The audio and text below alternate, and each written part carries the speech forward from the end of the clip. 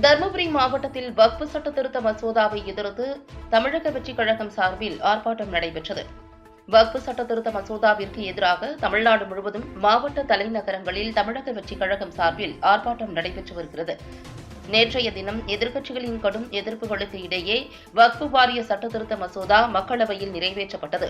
இந்த மசோதா மீது நள்ளிரவு வரை 12 மணி நேரத்திற்கும் மேலாக விவாதம் நடந்த நிலையில் இது அரசியலமைப்பிற்கு எதிரானது என எதிர்க்கட்சிகள் கடும் எதிர்ப்புகளை தெரிவித்து வருகின்றனர்.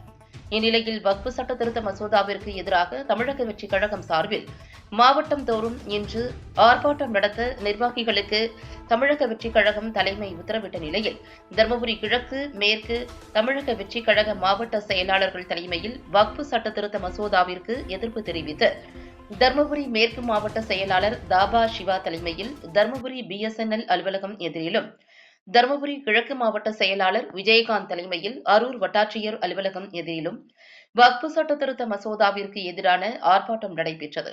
ஆர்ப்பாட்டத்தில் மத்திய அரசை கண்டிக்கும் வகையில் பதாகைகளை கையில் ஏந்தி மத்திய அரசுக்கு எதிராக கண்டன முழக்கங்களை எழுப்பினர்.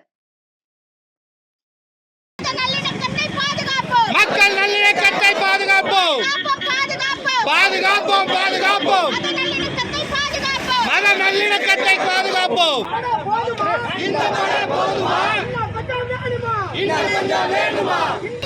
கண்டிக்கின்றோம், கண்டிக்கின்றோம், ஒன்றிய அரசை